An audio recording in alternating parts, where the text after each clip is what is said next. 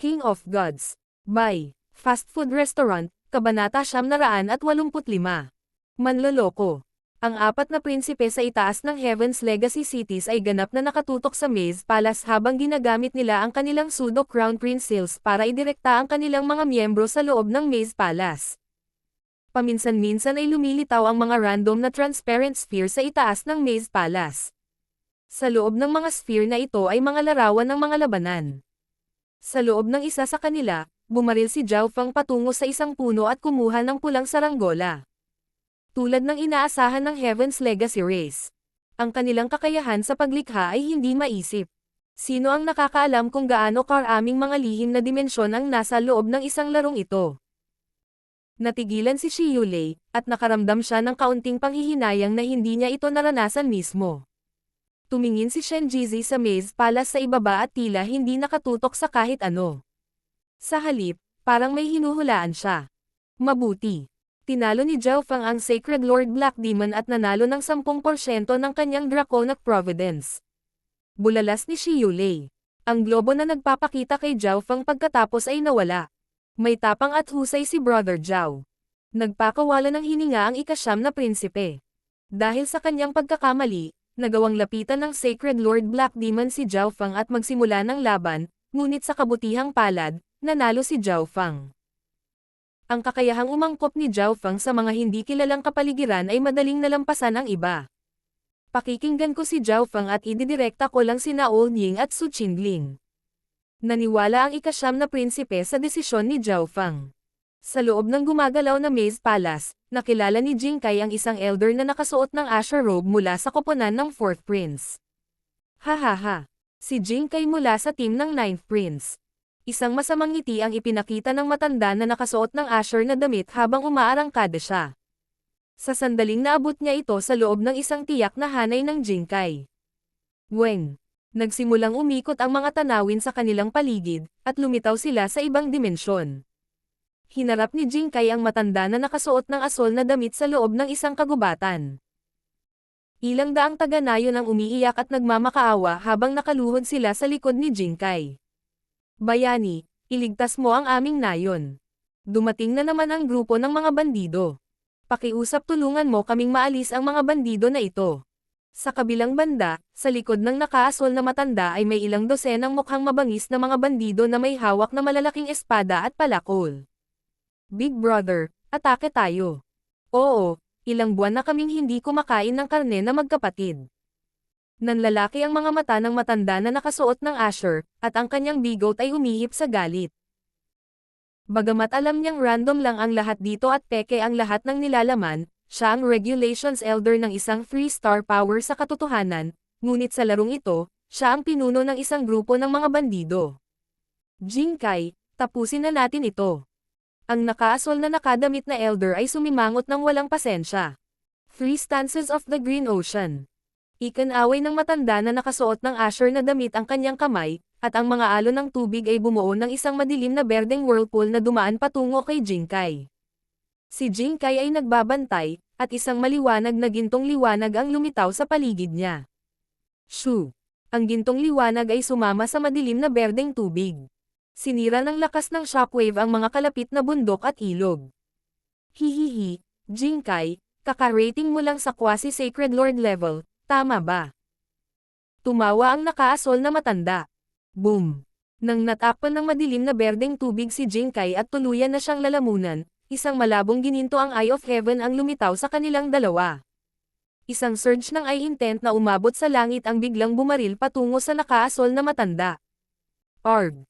Ang nakaasol na matanda ay sumigaw habang 10,000 kidlat ang sumabog sa kanyang kaluluwa, at siya ay agad na nanlamig.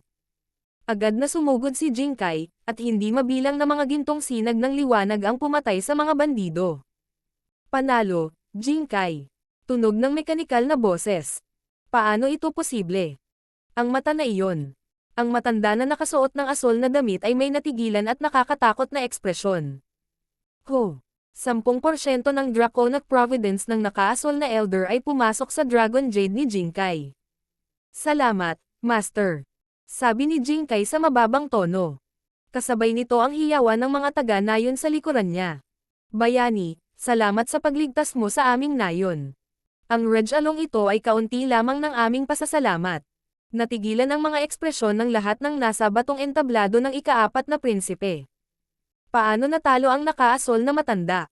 At ano ang malabong gininto ang mata na lumitaw sa langit? Fourth Prince, hindi ko rin alam. Noong nakikipag-away ako kay Jinkai, isang malakas na intent ang biglang lumitaw sa langit. Walang magawang paliwanag ng matanda. Pakiramdam niya ay natalo siya ng hindi patas. Ang gininto ang mata na iyon. Maaaring si Zhao Fang. Naalala ng ikaapat na prinsipe ang mata at iniisip ni Zhao Fang. Binuksan ni Zhao Fang ang kanyang mga mata sa loob ng Maze Palace. Ang Eye of Heaven ay gumagamit ng masyadong maraming eye intent. Sabi ni Zhao Fang sa mahinang tono. Si Zhao Fang ay maaaring makipag-usap at makipag-ugnayan sa sino mang may Dark Heart Seal. Nakikita rin niya ang kanilang mga mata at ginagamit ang Eye of Heaven para tulungan sila. Gayunpaman, ito ang unang pagkakataon na ginamit niya ang Eye of Heaven sa ibang dimensyon. Sa kabutihang palad, ang lihim na dimensyon ay hindi masyadong malayo sa gumagalaw na palasyo ng maze, at ang istruktura ng lihim na dimensyon ay napakasimple. Si Zhao Fang ay mas mahusay sa pagtulong kay Jinkai kaysa sa ikasyam na prinsipe. Sa sandaling ito, ang ikasyam na prinsipe ay ganap na nakatuon kay Old Ying at Su Qingling. Nagsimula na ring kumilos si Zhao Fang, ngunit wala na siyang nakilalang iba pagkatapos ng mahabang panahon na paglalakad. Mukhang masyado akong nagsiwalat ng lakas ko, at ngayon iniiwasan na ako ng lahat. Walang magawa si Zhao Fang. Ang lakas na ipinakita niya sa nakaraang yugto ay ganap na maihahambing sa mas matatandang Sacred Lords. Dahil karamihan sa mga kalahok sa Maze Palace ay mga quasi-Sacred Lords, halatang gusto nilang iwasan si Zhao Fang. Ibig sabihin, Sacred Lords lang ang makikilala ko. Nagsalubong ang mga kilay ni Zhao Fang. Bagamat hindi siya natatakot sa Sacred Lords ng direkta, maraming posibilidad sa iba't ibang lihim na dimensyon, at ang Sacred Lords ay mas malakas kaysa sa kanya sa karamihan ng mga aspeto. Ayaw ni Zhao Fang na makipag-ugnayan lamang sa mga Sacred Lords. Mas magiging madali kung haharapin niya ang mga quasi-Sacred Lords at Emperors. Kung ganoon nga, aasa na lang ako sa swerte.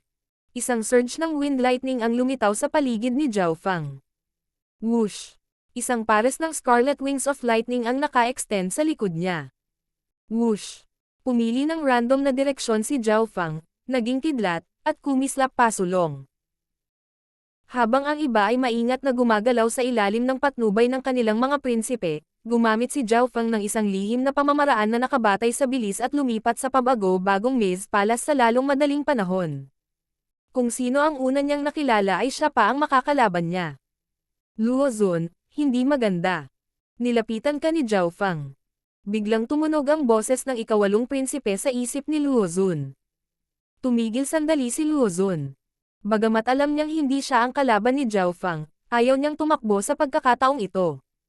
Bukod pa rito, ang mga hamon sa gumagalaw na Maze Palace ay hindi ganap na umaasa sa lakas. Zhao Fang. Sumunod si Luo Zun nang makita niyang lumitaw si Zhao Fang sa kanyang harapan. Weng. Lumitaw sila sa loob ng mundo ng nyebe at yelo. Kailangan ko talaga ang Frozen Ice Mystic Iron sa ilalim nitong 1,000-year-old Mystic Ice. Sino sa inyo ang makapagmimina para sa akin? Isang nasa katanghaliang gulang na lalaki na nakasuot ng malamig na damit ay tumingin kina Zhao Fang at Luo Zun. Zhao Fang, paumanhin, pero dalubhasa ako sa yelo. Ibinuga ni Luo Zun ang kanyang dibdib na may mapanoksong ngiti. Bagamat hindi masyadong patas kung nanalo siya laban kay Zhao Fang gamit ang kanyang forte, ang swerte ay bahagi ng lakas. Isang surge ng matinding lamig ang lumitaw mula sa kaliwang kamay ni Luo Zun, at ang temperatura sa malapit ay bumaba ng isa pang 2 dosenang degrees. Maging ang hangin ay ganap na nagyelo. Idiniin ni Luo Zun ang kanyang kamay sa layer ng yelo at nagpakawala ng malamig na lakas. Basag. Sumabog ang layer ng yelo sa lupa, ngunit hindi ito sapat. Mahirap malaman kung gaano kalalim ang Frozen Ice Mystic Iron. Tiningnan ni Zhao Fang ang layer ng yelo sa ibaba. Ang Frozen Ice Mystic Iron ay 1,000 yarda ang lalim sa ilalim ng lupa. Mayroon din siyang Ice Water Bloodline, ngunit dalubhasa ito sa depensa at pagbawi. Sa usapin ng paghuhukay, malamang na mas magaling si Luo Zun. Miyaw miyaw. Ang maliit na pas ang magnanakaw ay lumitaw sa balikat ni Zhao Feng at sumandal sa isang pala habang nagpapakita ito ng puno ng pagmamayabang na ekspresyon, na parabang oras na upang muling sumikat. Ang maliit na pas ang magnanakaw ay dumaong sa lupa at hinukay ang pala sa layer ng yelo. Bang! Boom! Biglang yumanig ang lupa. Nakita ng kaliwang mata ni Zhao Feng ang frozen ice mystic iron sa ilalim ng lupa na gumagalaw sa isang tiyak na distansya habang ang layer ng yelo ay nagbitak. Nagpakita si Luo Zun ng nagulat na ekspresyon at tumingin kay Zhao Feng at sa maliit na pas ang magnanakaw. Naramdaman niya ang lalim ng yelong yumanig ngayon. Hindi niya maintindihan kung ano ang ginagawa ni Zhao Feng at ng kanyang espiritual na alagang hayop. Basag! Basag! Basag! Ang munting pas ang magnanakaw ay muling hinukay ang pala sa lupa. Boom! Boom! Boom! Ang buong kalaliman ng yelo ay nagsimulang manginig at pumutok, na parabang isang halimaw ang lalabas mula sa ilalim ng lupa. Bam! Bam! Ang pagyanig ay nagsimulang lumakas ng lumakas hanggang sa ang buong lupa ay nagsimulang manginig. Nagpakita si Luo Zun ng nagulat na ekspresyon. Hindi niya alam kung ano ang ginagawa ng espiritual na alagang hayop ni Zhao Feng, ngunit ang yelo na 1,000 yarda sa ilalim ng lupa ay nadudurog. Beng! Basag! Basag! Lumitaw ang malalaking butas kung saan manghukay ang maliit na pas ang magnanakaw. Kung ang isa ay tumingin sa ibaba, makikita nila ang mga patong ng yelo sa ilalim ng pagkabasag na pulgada por pulgada. Ang isang ginto at puting piraso ng bakal ay natigil sa mga bitek. Whoosh! Agad na tumalon si Zhao Feng sa butas at kinuha ang frozen ice mystic iron. Paano ito posible?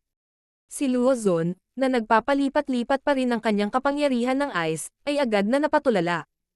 Kahit ngayon, hindi niya naintindihan kung ano ang ginawa ni Zhao Feng at ng kanyang espiritual na alagang hayop upang ang frozen ice mystic iron, na 1,000 yarda sa ilalim ng lupa, ay tumalon mag-isa.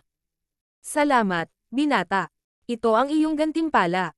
Isang mahinang ngiti ang ipinakita ng nasa katanghaliang gulang na lalaki at nag-abot ng ilang kakaibang bato. Panalo, Zhao Feng. Isang boses ang lumitaw sa dimensyon, at ang Dragon Jade ni Zhao Feng ay lumiwanag pa. Sa susunod na sandali, bumalik si Zhao Feng sa Maze Palace. Hindi pa rin ito gumagana. Nakatayo lang si Zhao Feng.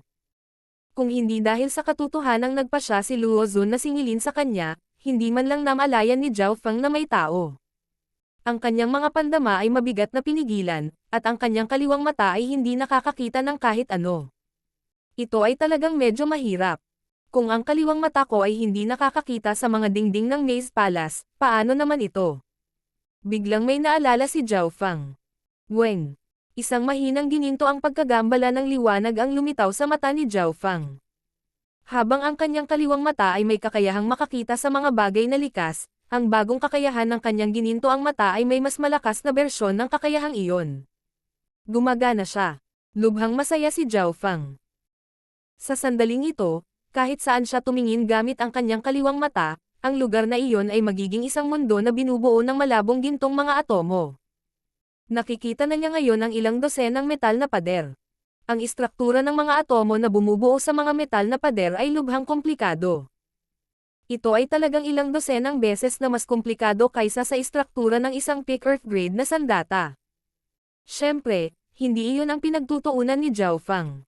Ito ay nangangahulugan na ang lahat sa loob ng saklaw ng 10 pader ng akin ay nasa ilalim ng aking kontrol. Si Zhao Feng ay lihim na natuwa. Ito ay magiging mas madali. Gayunpaman, biglang nagsimulang kumislap ang puting liwanag sa paligid ng transparent na elder sa itaas ng gumagalaw na Maze Palace. Ang isang manloloko ay natagpuan at paparusahan. King of Gods, Kabanata 986. Parusa. Ang isang manloloko ay natagpuan at paparusahan. Ang malinaw na tinig ng matanda ay narinig sa pandinig ng lahat. Sino ang nanloko? May nagtanong agad. Maaari lamang idirekta ng mga prinsipe ang kanilang mga miyembro sa loob ng Maze Palace. Para naman sa mga nasa labas ng Maze Palace, wala silang magawa. Nangangahulugan ito na ang manloloko ay malamang na isang tao sa loob ng Maze Palace. Anong klaseng parusa ang ibibigay nila? May mga sitwasyong tulad nito sa nakaraan sa mga nakaraang pagsubok sa Crown Prince. Ang parusa ay karaniwang isang bagay na naghihigpit sa manloloko at ginagawang hindi kapaki-pakinabang ang mga hamon para sa kanila. Ang mga mata ng isang bihasang quasi-sacred lord ay kumislap. Gayunpaman, walang nakakaalam kung sino ang manloloko, at hindi nila alam kung paano nagpasya ang transparent na elder na ito na ang isang tao ay isang manloloko. Sa loob ng gumagalaw na Maze Palace. Meow meow. Ang maliit na pas ang magnanakaw ay biglang lumitaw sa balikat ni Zhao Feng at itinuro ang kanyang kaliwang mata na may nakamamanghang ekspresyon. Agad na inikat ni Zhao Feng ang kanyang kaliwang mata at tumingin sa maliit na pas ang magnanakaw. Meow meow. Ang maliit na pas ang magnanakaw ay agad na umiwas sa mga tingin ni Zhao Feng at naging isang bahid ng liwanag na pumasok sa Misty Spatial World. Mukhang ako ang manloloko. Pagtatapos ni Zhao Feng mula sa ekspresyon ng maliit na pas ang magnanakaw.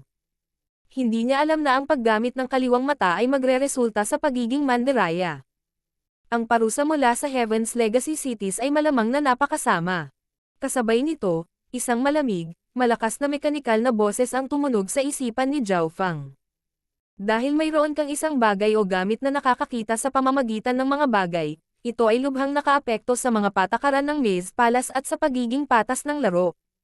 Sa makatuwid, ikaw ay parurusahan.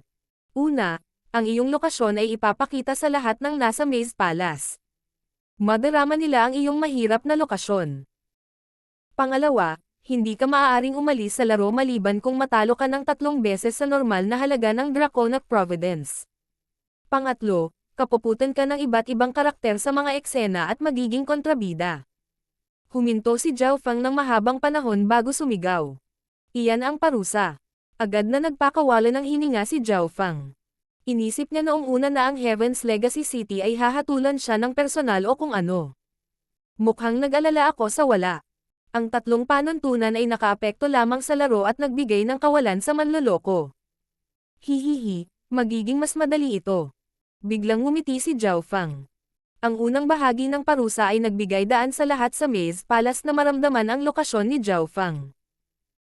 Nangangahulugan ito na ang natitirang mga miyembro sa loob ng Maze Palace ay lilipat patungo sa kanya. Ito ay magiging isang bangungot para sa sinuman sa ilalim ng normal na mga pangyayari, ngunit iyon mismo ang gusto ni Zhao Feng. Ang pangalawang panuntunan ay kailangang mawala si Zhao Feng nang hindi bababa sa 3 beses na mas maraming Draconic Providence kaysa sa iba bago siya makaalis. Gayunpaman, hindi inisip ni Zhao Feng na magkakaroon siya ng negatibong halaga ng Draconic Providence sa dulo ng gumagalaw na Maze Palace. Kaya naman, tuluyan niyang binaliwala ang parusang ito. Ang ikatlong panuntunan. Kinasusuklaman ng mga karakter at naging kontrabida. Saglit na nag-alinlangan si Zhao Feng. Hindi niya maintindihan kung paano ito nakaapekto sa kanya. Si Zhao Feng ay walang pakialam sa pagiging kontrabida dahil lahat ng nasa tanawin ay peke pa rin. Gayunpaman, ang pagiging kinasusuklaman ng mga karakter. Sa kabuuan, ang 3 parusang ito ay hindi gaanong nakaapekto kay Zhao Feng. Ang unang parusa ay talagang isang gantimpala para sa kanya. Kasabay nito, isang mekanikal na boses ang tumunog sa isipan ng lahat sa Maze Palace. Lahat kayo ay mararamdaman na ang mahirap na lokasyon ng manloloko. Kung matatalo mo ang manloloko, makakakuha ka ng maraming gantimpala. Ang lahat maliban kay Zhao Feng ay natigilan. Sino ang manloloko? Ito ang unang tanong sa puso ng bawat isa. Sa alinmang paraan, ang pagkatalo sa manloloko ay nagbigay ng dagdag na gantimpala, kaya lahat ay nagsimulang lumipat sa isang tiyak na direksyon. Ika-9 na prinsipe, sabihin kay Old Ying at Su Qingling na huwag hanapin ang manloloko. Narinig ni Zhao Feng ang anunsyo sa pamamagitan ni Jing Kai, kaya binalaan niya ang ika-9 na prinsipe. Nang magkita ang 2 miyembro sa parehong pangkat, kailangan din nilang lumaban, kaya sinubukan ng mga prinsipe na ikalat ang kanilang mga miyembro. Brother Zhao, ikaw ang manloloko. Nauutol na sabi ng ika-9 na prinsipe. Oo, simpleng sagot ni Zhao Feng. Hindi naman siya sinasadyang manloko. Sige. Ang ika-9 na prinsipe ay may mga itim na linya sa kanyang buhay. Gaya ng inaasahan, iba si Zhao Feng sa iba kahit ano pa ang gawin niya. Habang sinusubukan pa rin ng lahat na maunawaan ang mga patakaran at kapaligiran, nagsimula na si Zhao Feng na mandaya. Zhao Feng, ang parusa sa pagdaraya. Bahagyang nag-aalala ang ika-9 na prinsipe. Ang transparent na elder sa langit ay hindi sinabi sa sinuman kung sino ang manloloko, at hindi nila sinabi kung anong mga parusa ang natanggap ng manloloko. Hindi mo kailangang mag-alala tungkol dito. Walang importante. Apurahang sabi ni Zhao Feng. Nakakita na siya ng ilang figure sa dingding gamit ang kaliwang mata. Sige, mag-iingat ka. Nang makitang ayaw sabihin ni Zhao Feng sa kanya, hindi nagpatuloy sa pagtatanong ang ikasyam na prinsipe. Old Ying, Su Qingling, huwag kang lumipat sa manloloko. Si Zhao Feng ang manloloko. Agad na mensahe ng Ninth Prince. Sa ibang lugar. Dapat nandito ang manloloko. Hindi ko lang alam kung gaano sila kalayo. Si Shi Pang ng Ground Demon Cult mula sa pangkat ng 13th Prince ay may tame time na ekspresyon. Kahit na hindi niya alam ang pagkakakilanlan ng manloloko, likas pa rin siyang lumipat sa direksyong iyon. Shi Pang, mag-ingat ka. Nasa tabi mo lang si Zhao Feng. Ang ika-13 prinsipe ay agad na nag-message nang makita niya ang sitwasyon ni Shi Pang. Halata na ang ika-13 prinsipe ay kailangang magdirekta ng napakaraming tao ng sabay-sabay at bahagyang walang kapangyarihan. Malapit si Zhao Feng. Nang inig ang puso ni Shi Pang, at agad siyang umatras. Alam niyang hindi siya ang kapareha ni Zhao Feng, at alam niyang maraming kakayahan si Zhao Feng. Si Zhao Feng ay may napakalaking kalamangan sa mga tanawin. Hihihi, gusto mong tumakbo. Isang malamig na ngiti ang ipinakita ni Zhao Feng habang ikinakalat niya ang kanyang Scarlet Wings of Lightning at ginamit ang kanyang Lightning Wings Flying Technique para lumipad sa Maze Palace. Hindi makita ni Shi Pang si Zhao Feng, at makakatakas lamang siya sa ilalim ng direksyon ng ika-13 prinsipe. Hindi siya masyadong maliksi sa gumagalaw na Maze Palace. Sa kabilang banda, nakalok na si Zhao Feng kay Shi Pang. Alam na alam niya ang tanawin at hindi nagtagal ay naabutan niya si Shi Pang. Weng. Nagsimulang magbago ang tanawin sa malapit, at isang mataong lungsod ang lumitaw sa paningin. Shit, fighting stage na ba? Nahulog ang puso ni Shi Pang. Nasaksihan na niya ang pagkatalo ni Zhao Feng sa Sacred Lord Dark Soul, kaya walang tiwala si Shi Pang na talunin si Zhao Feng. Nag-away kayong dalawa ng draw, pero isa lang ang anak ko. Paano ito? Ang aking anak na babae ay maglalabas ng isang bola ng seda, at kung sino ang makakuha nito ay magiging manugang ng Chen family. Isang chubby middle-aged na lalaki ang nagsalita mula sa loob ng 100 yarda ang taas na gusali ng pagdiriwang sa harap ng stage. Itinaas ni Shi Pang ang kanyang ulo at tumingin sa paligid. Ang mga tagay at mga salita ng pagbati ay tumunog sa ibaba ng entablado. Silang dalawa ay parehong napakahusay at malakas. Binabati kita. Nagtataka ako kung sino ang makakapagpakasal sa anak ng Chen family. Isang magandang babae na may pulang damit pangkasal sa loob ng gusali ng pagdiriwang na nahihiya na tumingin kay Shi Pang. Katabi niya ang isang batang katulong at ang mabilog na lalaking nasa katanghaliang gulang. Hindi ito away. Tuwang-tuwa si Shi Pang. Ang mga tanawin dito ay nagpakita na sila ni Zhao Feng ay nagkaroon na ng draw pagkatapos ng laban. Sa hitsura nito, kung sino ang makakakuha ng silk ball ang siyang mananalo. Nagsimulang mag-isip si Zhao Feng. Ang magandang babae sa loob ng gusali ay tumingin kay Zhao Feng at nagpahayag ng mapang-asar na ekspresyon. Ama, ang kabataang iyon ay pangit at wala man lang ugali. Siya ay nagsusuot ng mahihirap na damit at nagpapalabas ng isang kasuklam-suklam na amoy. Bulong ng pinakamamahal na anak ng Chen family. Anak, ngayong napag-usapan mo na, ganoon din ang nararamdaman ko. Ang chubby middle-aged na lalaki ay sinuri si Zhao Feng ng may pagkasuklam. Sa kabilang banda, ang lalaking nasa katanghaliang gulang ay matatag at mature.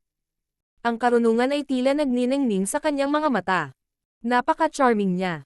Ang magandang babae na malapit ng mapagpasyahan ay tumingin kay Shi Pang na may pamumula at hindi naglakas loob na tingnan siya sa mga mata. Ang kanilang pag-uusap ay halatang hindi nakaligtas sa pandinig ni na Zhao Feng at Shi Pang. Ito. Natulala si Shi Pang at namula ang mukha. Bigla niyang naramdaman na para bang siya ang naging bida sa tanawing ito, parang gusto siya ng bawat side character. Kaya, ito ang ibig sabihin ng kinasusuklaman ng mga karakter. Hindi nakaimik si Zhao Feng. Mababa ang tingin sa kanya ng mga karakter. Ho! Ang babae sa gusali ay magiliw na tumingin kay Shi Pang bago itinapon ang silk ball. Ano? Agad na tumawag si Shi Pang. Siya at si Zhao Feng ay nakatayo sa magkabilang gilid ng entablado, ngunit ang magandang babae ay direktang inihagis ang bowl ang sutla kay Shipang. Maging si Shipang ay bahagyang napahiya. Hehe. Zhao Fang, akin ang tagumpay. Tumalon si Shipang patungo sa silk ball. Malamig na sumigaw si Zhao Fang. Sa wakas ay naunawaan na niya ang ibig sabihin ng ikatlong parusa. Si Zhao Fang ay magiging dehado sa halos lahat ng mga tanawin.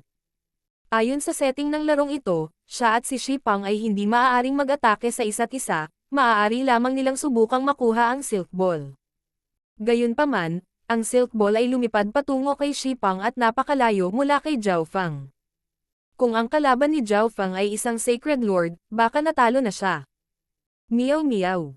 Ang maliit na paws ang magnanakaw ay lumitaw sa itaas ng balikat ni Zhao Fang at tinapik si Zhao Fang, na parang inaaliw siya nito. Ho! Ang dark golden necklace ay naging bow. Weng!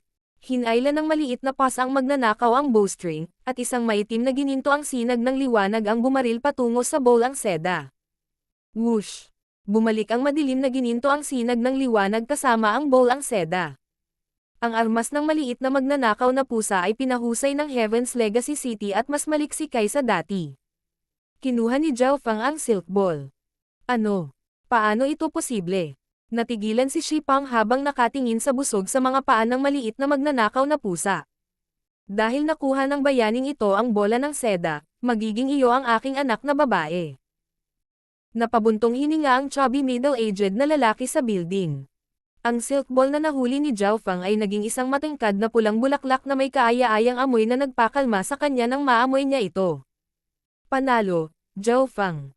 Isang surge of draconic providence ang pumasok sa Dragon Jade ni Zhao Fang. Shipang, binalaan na kita, ngunit naabutan ka pa rin ni Zhao Fang.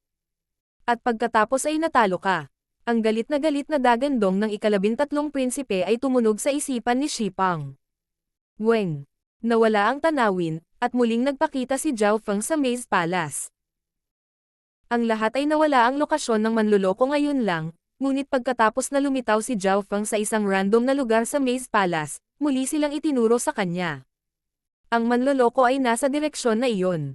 Maraming mga kakompetensya ang tumingin sa direksyon ng lokasyon ni Zhao Fang. King of Gods, Kabanata 987. Labanan sa pagitan ng dalawa. Zhao Fang, magandang trabaho. Hindi napigilan ng Ninth Prince na sabihin. Sa ngayon, nanalo sina Old Ying at Jing Kai ng tig-2 laban.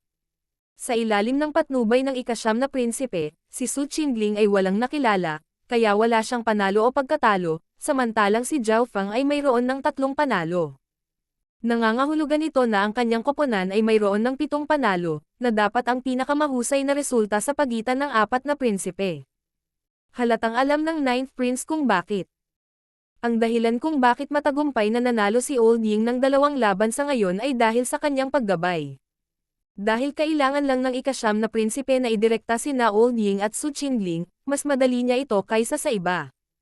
Kung ikukumpara, ang iba pang mga prinsipe ay may hindi bababa sa 5 o 6 na tao sa loob ng Maze Palace. Ang ika-13 prinsipe ang may pinakamaraming. 7 tao mula sa kanyang pangkat ang pumasok sa gumagalaw na Maze Palace.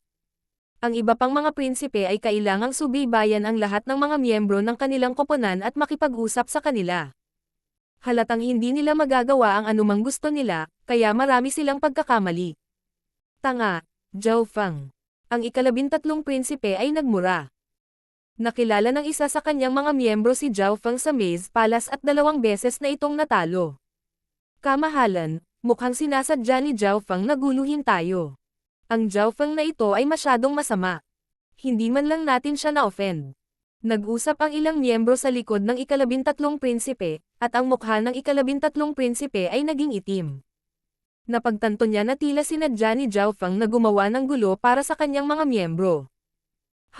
Gusto mo bang mawala ako? Galit na humagulgol ang ika-13 prinsipe. Sacred Lord Black Demon, si Zhao Fang ay nasa unahan at sa kanan. Sa sandaling natapos ang hamon ni Zhao Fang at bumalik siya sa Maze Palace, pinamunuan ng ika-13 prinsipe ang Sacred Lord Black Demon. 2 Sacred Lords mula sa kanyang team ang pumasok sa Maze Palace, at ang 2 Sacred Lords na ito lang ang makakatalo kay Zhao Fang. Hihihi. Nakita ni Zhao Fang ang Sacred Lord Black Demon na papalapit at iniwasan siya, pagkatapos ay nagsimulang mag-scout ng iba pang malapit. Hanggat nakumpleto niya ang isa sa mga hamon ng maze, lilito siyang muli sa isang random na lokasyon. Magiging napakahirap para sa Sacred Lord Black Demon na makilala si Zhao Fang maliban kung ang huli ay lumitaw sa tabi niya. Isa pang Sacred Lord. Tumalon ang puso ni Zhao Fang, at muli siyang nagbago ng direksyon para iwasan sila. Isang puting kidlat ang kumikislap sa Maze Palace. Siya ay may puting buhok, at ang kanyang ekspresyon ay napakalamig at kalmado. Siya ang numero 1 eksperto mula sa koponan ng 4th Prince, ang Sacred Lord 10,000 Lightning mula sa Sky Suspension Palace. Ang paraan na ginagamit niya ay kapareho ng mga sandali ni Zhao Fang. Nag-charge lang siya sa paligid ng Maze Palace at lalabanan niya ang sino mang makasalubong niya. Matapos iwasan ang Sacred Lord 10,000 Lightning, nagpatuloy si Zhao Fang sa paghahanap ng ilang target. Dapat kong tapusin muna ang mga miyembro ng koponan ng 13th Prince at ng 8th Prince. 2 prinsipe lamang ang maaaring magwagi mula sa ikatlong yugto, at ito ay batay sa kabuuang bilang ng mga panalo mula sa bawat koponan. Ang 2 prinsipe na may pinakamababang bilang ng mga panalo ay aalisin. Ang nanalo na pinagpasyahan ng bilang ng mga panalo ay medyo patas dahil ang bilang ng mga tao ng isang prinsipe sa Maze Palace ay hindi gaanong nakakaapekto sa proporsyon ng mga panalo. Kung ang isang grupo ay may mas maraming tao, maaari silang manalo ng higit pa, ngunit maaari rin silang matalo ng higit pa. Kasabay nito, kahit na nagtagumpay sila, maaari silang mawalan ng maraming Draconic Providence dahil mas maraming miyembro ang natatalo, na nangangahulugan ng lubos na pagkatalo sa ika-4 na yugto. Sinubok ng ikatlong yugto ang mga prinsipe.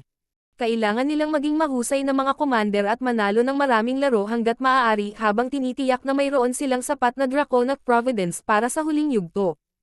Nangangailangan ito ng mabibigat na pagsusuri at kakayahan sa pag-iisip. Ang 9th Prince ay walang sapat na Draconic Providence. Kinailangan ni Zhao Fang na patuloy na talunin ang ika-8 at ika-13 prinsipe upang maiwasan ang mga ito na makaipon ng mga panalo at upang magnakaw ng higit pang Draconic Providence para sa ika-9 na prinsipe. Kung hindi, hindi matatalo ng 9th Prince ang 4th Prince.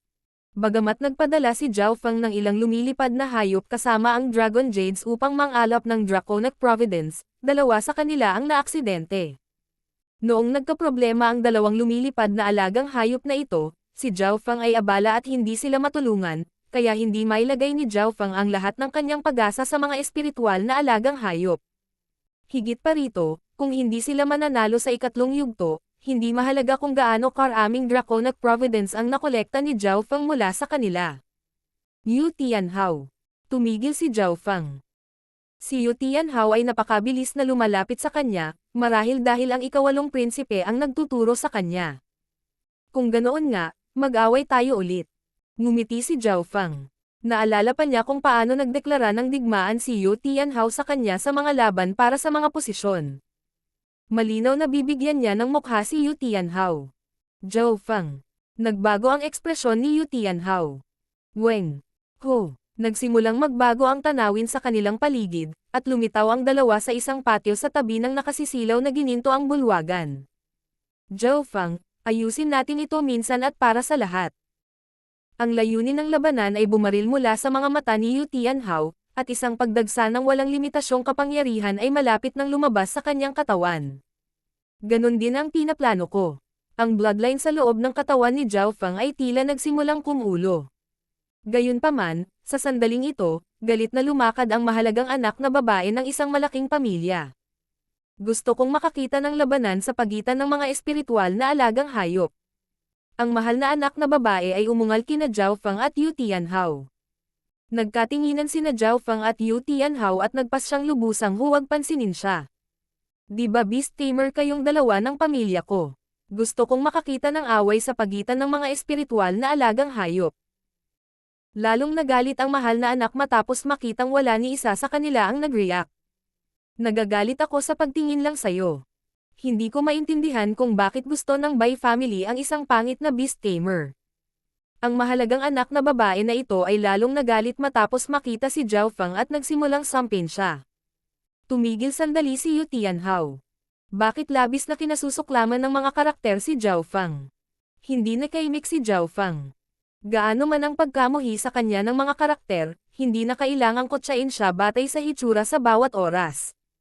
Agad na nagmensahe si Zhao Fang kay Yu Tianhao, at ang huli ay tila naunawaan habang siya ay nagbigay ng isang mahinang ngiti sa mahal na anak na babae. Young lady, may gagawin kami ngayon. Kaya mo bang maghintay ng ilang sandali? Talagang bibigyan ka namin ng magandang palabas sa pagitan ng mga espiritual na alagang hayop sa lalong madaling panahon. Inulit ni Yu Tianhao ang sinabi sa kanya ni Zhao Fang. Alam niyang hindi siya pinapayagang salakayin ang mga karakter sa loob ng tanawin. Ito. Tumingin ang dalaga sa mga mata ni Yu Tianhao, at bahagyang namula ang kanyang mukha. Lihim na natuwa si Zhao Fang. Sa hitsura nito, lahat ng mga karakter ay papabor sa kanyang mga kalaban. Hindi, gusto kong makakita ng labanan sa pagitan ng mga espiritual na alagang hayop. Nagbago ulit ang ekspresyon ng dalaga at inulit niya. Yu Tianhao, pasensya na. Umiling si Zhao Fang. Ang kapaligiran sa loob ng tanawin ay hindi na bago. Ikinaway ni Zhao Fang ang kanyang kamay, at lumitaw ang isang maliit na windwolf. Si Yu Tianhao ay may pangit na ekspresyon, at ang kanyang mga kilay ay nagsalubong. Pakiramdam niya ay ang kanyang true yuan at bloodline ay pinaghihigpitan ng isang tiyak na kapangyarihan, at hindi sila mailipat. Gayunpaman, ang pangunahing isyo ay wala siyang espiritual na alagang hayop. Inaamin ko ang pagkatalo. Ibinaba ni Yu Tianhao ang kanyang ulo pagkaraan ng mahabang panahon at hindi sinasadyang sinabi. Hindi niya akalain na makapasok siya sa ganitong tanawin. Isang daluyong ng Draconic Providence ang dumaloy sa Dragon Jade ni Zhao Fang nang umalis si Yu Tianhao sa dimensyong ito. Ito ang iyong pilak. Hindi nagustuhan ng dalaga si Zhao Fang, ngunit nagbato siya ng ilang pambihirang crafting stones bago umalis. Nagsimulang maglaho ang tanawin, at bumalik si Zhao Fang sa Maze Palace. Tulad ng inaasahan, napakahalaga din ng swerte. Si Zhao Fang ay lubhang nakikiramay kay Yu Tianhao. Kahit siya ay naramdaman na natalo si Yu Tianhao ng hindi patas. Ang Draconic Providence sa loob ng aking Dragon Jade ay halos humabot na sa limitasyon. Huminto si Zhao Fang at inilipat ang kanyang Draconic Providence sa 9th Prince, nag-iwan lamang ng 10% sa kanyang sarili. Whoosh! Nagsimulang kumilos muli si Zhao Fang at humanap ng ibang tao. Si Zhao Fang ay nanalo ng 7 sunod-sunod na ngayon. Hindi napigilan ni Shi Yulei na mapasigaw. Maliban sa napakahusay na marka ni Zhao Fang, ang Sacred Lord 10,000 Lightning ay nanalo rin ng 5 sunod na sunod. Ang Sacred Lord 10,000 Lightning ay hindi lang malakas, mayroon din siyang tiyak na antas ng pangunawa tungkol sa mga halamang gamot, espiritual na alagang hayop, at heograpiya. Maging si Jing Kai ay nanalo ng 3 at isang beses lang natalo. Tuwang-tuwa ang 9th Prince. Samantala, si Su Qingling ay hindi pa nakakakilala ng sino man sa ilalim ng eksaktong kontrol ng 9th Prince. Your Highness 4th Prince, kakaiba ang kinikilos ng team ng 9th Prince. Napakataas ng kanilang rate ng panalo. Sabi ng isang quasi-sacred lord sa likod ng 4th Prince habang nakatingin kay Zhao Fang, na palipat-lapat sa loob ng Maze Palace. Mabuti yan. Kung ang 9th Prince ay maaaring magwagi, pagkatapos ay tatalunan ko siya ng walang pag-aalinlangan sa ika-4 na yugto. Sabi ng 4th Prince habang nakikipag-usap sa kanyang mga miyembro sa Maze Palace. 4 lang ang tao na nagtitipon ng Draconic Providence sa Maze Palace. Limitado ang halaga na makukuha nila. Sumang-ayon si Senior Marshal Brother Zug sa sinabi ng 4th Prince. Ang 9th Prince ay walang sapat na Draconic Providence, kaya malabong maging Crown Prince siya kahit nanalo siya sa stage na ito. Sa kabilang panig, ang ika-13 prinsipe ay nagngangalit ang kanyang mga ngipin habang nakatitig kay Zhao Fang. Talagang pinipili lang ng brat na ito ang mga miyembro ko. Maliban sa mga laban kay Zhao Fang, disente ang panalo rate ng kanyang team. Gayunpaman, nakahanap si Zhao Fang ng isang tao mula sa kanyang koponan at nanalo sa bawat pagkakataon. Hindi lamang ito nag-aksaya ng kanilang oras, ito rin ay nag-aksaya ng kanilang Draconic Providence. Si Zhao Fang kaya ang manloloko. Biglang napaisip ang ika-13 prinsipe. Binigyan niya ng malaking pansin si Zhao Fang. Si Zhao Fang ay kumilos ng napakabilis, at ang kanyang target ay palaging napakalinaw, na para bang mayroon siyang mapa ng Maze Palace. Muling bumalik si Zhao Feng sa Maze Palace matapos talunin ang isa pang kalaban. Xin Wuang. Ang kaliwang mata ni Zhao Feng ay nakakita sa ilang pader at natagpuan ang figure ni Xin Wuang. Nag-isip siya sandali bago nag-charge. Xin Wuang, mag-away tayo. Si Zhao Feng ay hindi magpapahalaga sa sarili laban kay Xin Wuang, at hindi siya lubos na nagtitiwala na siya ay mananalo. Gayunpaman, nais ni Zhao Feng na makipag-spar kay Xin Wuang at makita ang kanyang diskarte. Boses ni Zhao Feng. Nagpanting ang mga tainga ni Xin Wuang. Malakas din na pinigilan ang tunog sa Maze Palace. Mabuti. Nakatanggap si Xin Wuang ng direksyon mula sa ikaapat na prinsipe at tumalikod. Nagkita ang dalawa sa isang sulok, at nagsimulang magbago ang tanawin sa kanilang paligid. Weng. Ho. Lumitaw si Xin Wuang sa isang patag na mabatong lupa sa isang bulubundukin. Mayroong dalawang malagim na landas na puno ng hindi mabilang na mga buto at kalansay sa unahan nila. Ang mga sigaw ng mga multo ay mahinang naririnig mula sa kailaliman. Nasa harapan nila ang isang matangkad at madilim na bundok na may kuweba. Ghostfire at isang hangin ng masamang yin ang lumabas mula rito. Sa likod nila ay isang opisyal mula sa isang kaharian at hindi mabilang na mga elite na eskrimador. Mga bayani, mangyaring iligtas ang prinsesa mula sa Black Iron Dragon. Gagantimpalaan ka ng hari ng napakagandang. Sabi ng opisyal. Hindi rin masama ang ganitong labanan. Gustong tumawa ni Zhao Feng matapos maalala ang nangyari sa tanawin kasama si Yu Tianhao. Mayroong dalawang landas dito. Tingnan natin kung sino ang unang makakaligtas sa prinsesa. Masyadong interesado si Xin Wuang sa tagpo na ito. Okay. Bibigyan ko ng 500 elite ang bayaning ito. Ang opisyal ay tuwang-tuwang tumingin kay Xin Wuang, na para bang inilalagay niya ang lahat ng kanyang pag-asa sa kanya. Para sa bayaning ito, nagsalubong ang mga kilay ng opisyal nang tumingin siya kay Zhao Feng, na para bang naghihinala siya sa mga kakayahan ni Zhao Feng. Ibibigay ko sa iyo ang natitirang 100 elite. Umiling ang opisyal at walang gana na sinabi. King of Gods, Kabanata 988. Ang bawat isa ay nagpapakita ng kanilang kakayahan. Hindi nagbago ang ekspresyon ni Zhao Feng. Alam niyang may mangyayaring ganito. Binigyan siya ng opisyal ng 100 piling eskrimador habang si Xin Wuang ay tumanggap ng 500. Tumigil sandali si Xin Wuang bago agad na nagtanong. Zhao Feng, ikaw ang manloloko, tama ba? Ang kanyang divine sense at ang iba pa niyang senses ay mahigpit na pinigilan sa Maze Palace. Ni hindi niya maramdaman kung ano ang nasa likod ng isang pader, ngunit natagpuan siya ni Zhao Feng mula sa napakalayo. Dahil dito, kakaiba ang pakiramdam ni Xin Wuang. Pagkatapos isipin ang saloobin ng mga karakter kay Zhao Feng, ikinonekta ito ni Xin Wuang sa isang bagay. Mayroon lang akong 100 elite, kaya aalis na ako. Hindi sumagot si Zhao Feng sa tanong ni Xin Wuang at pinili ang isa sa mga landas. 100 piling eskrimador ang sumunod sa likuran niya. Ang mga elite swordsman na ito ay nasa ranggo ng emperor. Kung ginamit ng isang tao ang mga ito ng matalino, sila ay magiging mapagkukunan ng malakas na kapangyarihan. Pumunta ka, bulalas ni Xin Wuang habang pinangungunahan niya ang 500 iba pang elite patungo sa kabilang landas. Sa sandaling pumasok si Zhao Feng sa landas, ang mga tambak ng mga kalansay at ang lupa sa ilalim ng mga ito ay naglabas ng kakaibang tunog. Basag. Isang hugis tao na kalansay na may hawak na malaking espada at kalasag ay biglang tumalon mula sa ilalim ng lupa. Mayroon itong pares ng bakal na pakpak sa likod nito, at nagradiated ito ng magulo at masamang aura na antas ng emperador. Hindi mabilang na mga skeleton guard ang gumapang palabas mula sa bundok at napuno ang buong landas. Sugod. Ipinakalat ni Zhao Feng ang 10,000 Divine Thoughts Technique at pinagsama ang kanyang mga iniisip sa mga elite swordsman, kinokontrol sila tulad ng kung paano niya kinokontrol ang mga hayop. Sacred Lightning Dominating Body. Kumalat ang Scarlet Wings of Lightning sa likod ni Zhao Feng habang pinapaikot niya ang kanyang Sacred Lightning Body. Agad na kumislap ang gininto ang kidlat sa kanyang katawan nang siya ay naging bola ng iskarlate na kidlat, at siya ang unang nagsisingil. Break. Hinampos ni Zhao Feng ang mga skeleton guard at dinurog ang ilang dosina sa kanila gamit ang kanyang nangingibabaw na Sacred Lightning Body. Sacred Lightning Force Fist.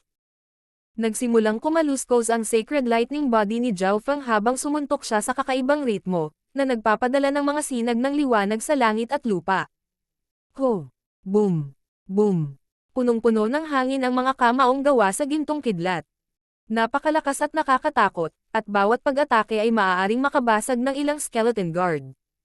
Ang mga swordsman ni Zhao Fang ang may pananagutan sa paglilinis sa mga gilid at sa mga skeleton na nagbabantay sa likod ni Zhao Fang, pagkatapos ay sinundan ang mga yapot ni Zhao Fang. Ang dalawang landas ay ilang dosenang yarda lamang ang pagitan.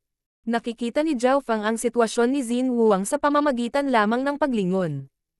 Naglakad si Xin Huang sa pinakagitna habang ang 500 eskrimador ay sumulong sa magkabilang panig. Ikinaway ni Xin Huang ang kanyang mga kamay, at isang malalim na alon ng tubig ang nagtulak sa mga skeleton guard sa kanyang harapan patungo sa magkabilang gilid. Pagkatapos ay mabilis na papatayin ng mga swordsman ang mga skeleton guard. Ang kanilang pagtutulungan ay perpekto at napakahusay. Si Xin Huang ay hindi nag-aksaya ng anumang enerhiya o true yuan. Itong Xin Huang. Hindi napigilan ni Zhao Fang na purihin at bumantong hininga. Ginamit ng husay ng palad ni Xin Huang ang mga batas ng tubig para itabi ang mga skeleton guard na nauuna sa kanya patungo sa mga elite na eskrimador, na ginagamit ang buong lakas sa labanan ng kanyang mga elite. Habang si Zhao Fang ay mayroon ding ice water bloodline at nilinang ang water of wind lightning, ang kanyang pangunawa sa tubig ay hindi malapit kay Xin Huang. Scarlet Wind Lightning Storm. Ang Scarlet Wings of Lightning sa likod ni Zhao Fang ay nagsimulang mabilis na pumutok, at ang walang limitasyong Wind Lightning True Yuan ay bumaril at bumuo ng isang malaking bagyo ng iskarlata na kidlat. Whoosh! Dinala ni Zhao Fang ang Scarlet Wind Lightning Storm at umabant. Ho! Shua! Shua! Ang mga skeleton guard ay nawasak o itinulak sa tabi ng Scarlet Wind Lightning Storm bago pa man sila makalapit kay Zhao Fang. Mabilis na sumulong si Zhao Fang at naabutan si Xin Huang.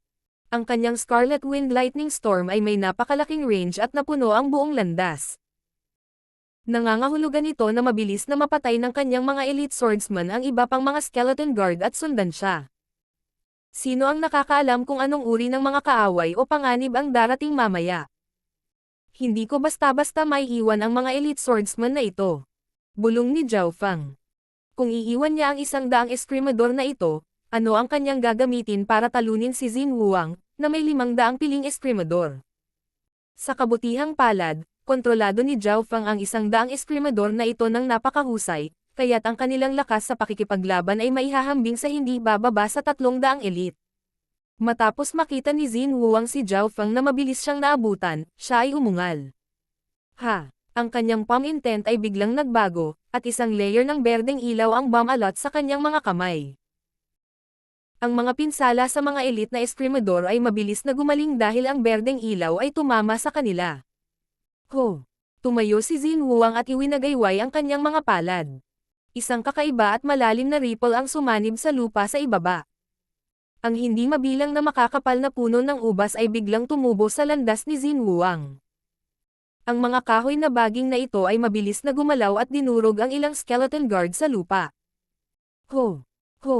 Ang natitirang mga skeleton guard ay agad na ikinapak ang kanilang mga pakpak na bakal at lumipad sa hangin. Teng!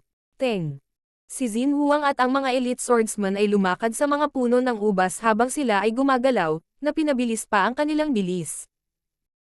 Ang mga kahoy na baging sa paligid nila ay maliksi na gumagalaw at haarang din sa mga pag-atake at bitag sa mga skeleton guard. Napakalalim ng paggamit ng wood elemental techniques. Tumigil sandali si Zhao Fang. Hindi lang ganap na karunungan si Xin Huang sa mga batas ng tubig. Umabot na rin sa tugatog ang kanyang kahusayan sa wood. Naalala pa rin ni Zhao Fang ang 5 elemental spatial domain na ginamit ni Xin Huang sa Divine Illusion Dimension. Nangangahulugan ito na ang kahusayan ni Xin Huang sa iba pang mga elemento ay maaaring umabot din sa parehong antas. Isang naglalagablab na apoy na parang salamin ang nakapalibot sa katawan ni Zhao Fang, na parang naliligo sa apoy. Ang malasalaming apoy at ang kanyang sagradong kidlat na katawan ay nagpamukha sa kanya na isang nagninangas na demonyong soberanya. Isang malakas na aura ang bumuo ng alon ng apoy na kumalat sa bawat direksyon at naging sanhi ng pagtaas ng temperatura ng paligid. Boom! Sa paggamit ng bloodline ng Blood Devil Sun, dumb-oble ang bilis ni Zhao Fang, at naging bola siya ng apoy at kidlat na bumasag sa mga skeleton guard na nasa unahan niya. Pinagsama ni Zhao Feng ang Fire of Wind Lightning at ang apoy ng bloodline ng Blood Devil Sun. Nababalot ng apoy ang buong katawan niya, at mabilis siyang nawala ng enerhiya. Shua! Ang mga eskrimador sa likod ni Zhao Feng ay mabilis na sumunod sa kanyang likuran at madaling tinapos ang mga natitirang skeleton guard. Boom! Nag-iwan si Zhao Feng ng isang nagliliyab na afterimage at naging isang bahid ng kulay dugong apoy, bumaril pasulong ng ilang dosenang yarda at muling sinira ang isang grupo ng mga skeleton guard. Sa kasamaang palad, ang lifesteal effect ni Zhao Feng mula sa perpektong Blood Devil Sun bloodline ay hindi gumana laban sa mga skeleton guard na ito. Kaya, maaari lamang itong gamitin ni Zhao Feng bago huminto at kumain ng ilang gamot upang mabawi ang kanyang true yuan at enerhiya. Sa kabila nito, sa sobrang pagsabog ng perpektong bloodline ng Blood Devil Sun, napakabilis na sumulong si Zhao Feng at nalampasan ang Xin Huang ng ilang daang metro. Tulad ng inaasahan, ang nakakatakot at makapangyarihang bloodline na iyon ay dapat ang perpektong bloodline ng Blood Devil Sun. Nakita ni Xin Huang si Zhao Feng na sumulong nang may hindi mapigil ang lakas. Ang pagsabog at bilis ng bloodline na ito ay tiyak na hindi ang normal na bloodline ng Blood Devil Sun.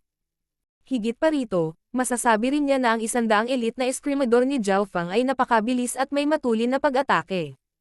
Lahat sila ay pumunta para sa mga kahinaan ng mga skeleton guard, na lahat ay dahil sa kontrol ni Zhao Feng. Maaaring makapangyarihan ang mga bloodline, ngunit hindi ito magtatagal.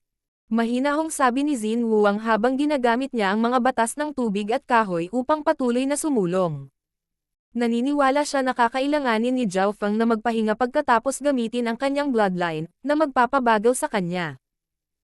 Hihihi, gaya ng inaasahan kay Xin Huang. Kaya niyang mapanatili ang ganoong estado ng pag-iisip kahit na nalampasan niya ako. Isang mahinang ngiti ang ipinakita ni Zhao Feng. Ang pamamaraan ni Xin Huang ay matatag at matatag. Hindi siya mabilis o mabagal, at hindi gaanong naubos ang kanyang lakas at true yuan. Kung ganoon, ililigtas ko lang ang prinsesa bago siya pumasok sa kuweba. Si Zhao Feng ay may mapagpasyang tono. Dahil hindi nagmamadali si Xin Huang, si Zhao Feng ay magpapatuloy sa pag-charge habang nauuna siya. Ang kidlat at apoy ay kumislap sa ibabaw ng katawan ni Zhao Feng. Whoosh! Si Zhao Feng ay sumulong ng may parehong puwersa kahit na ginamit ang lightning wings flying technique. Kasabay nito, kontrolado pa rin niya ang mga elite sa likod niya para sumunod. Matapos huminto at mabawi ang kanyang enerhiya, muling ginamit ni Zhao Feng ang perpektong Blood Devil Sun bloodline at umabant. Zhao Feng. Bulalas ni Xin Huang. Minamaliit niya ang bilis ng paggaling ni Zhao Feng. Gaano katagal na, nagamit na ni Zhao Feng ang kanyang bloodline. Palaki ng palaki ang distansya sa pagitan nila. Malapit nang makapasok si Zhao Feng sa kuweba. Masama ito. Kapansin-pansing nagbago ang ekspresyon ni Xin Huang, at naglabas siya ng pinakamataas na aura sa kabila ng kanyang karaniwang estilo. Isang 5 kulay na liwanag ang lumitaw sa paligid ni Xin Huang at dahan-daang napalitan ng isang little world na tumakip sa kanya. Ang kanyang little world ay parang totoong mundo. May mga bundok, ilog, at damo. Ang problema lang ay maliit ito at medyo hindi matatag. Ho! Isang pinakamataas na batas ang lumabas mula sa little world ni Xin Huang. Sugod. Sinabi ni Xin Huang ang isang simpleng salita at lumipad palabas kasama ang 5 kulay na little world sa paligid niya. Ho! Ho! Ilang dosenang skeleton guard ang agad na lumipad sa hangin at hinaranggan si Xin Huang. Bam!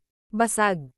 Nang hawakan ng mga skeleton guard na ito ang little world sa paligid ng Xin Huang, naharap sila sa isang nakakatakot na batas, at ang kanilang mga katawan ay agad na nabasag.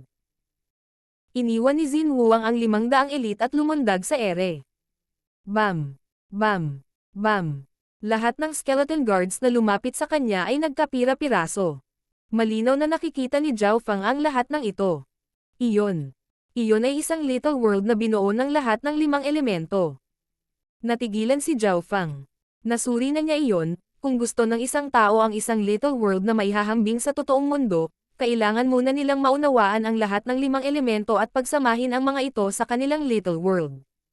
Hindi niya inaasahan na naabot na ni Xin Huang ang antas na ito. Bagamat maliit at bahagyang hindi matatag ang Little World, hindi ito isang bagay na maihahambing sa isang solong elementong Little World. Sa sandaling ito, ginamit ni Xin Wuang ang kanyang Little World at sumusugod. Blood Devil Charge. Agad na ginamit ni Zhao Feng ang sikretong pamamaraan na umakma sa bloodline ng Blood Devil Sun. Agad na tumaas ang malasalaming apoy sa kanyang katawan at nagbigay ng mga pagsabog. Ang multo na imahe ng isang kulay dugong araw na may umiikot na whirlpool sa gitna ay nagsimulang lumitaw sa kanyang likuran. Bam! Si Zhao Feng ay naging isang nagniningas na meteorite at sinunog ang lahat sa kanyang nagliliyab na apoy. Bam! Dama pa ang mga paa ni Zhao Feng sa lupa nang una siyang dumating sa kuweba. Sa sumunod na sandali, lumitaw si Xin Wuang sa gilid.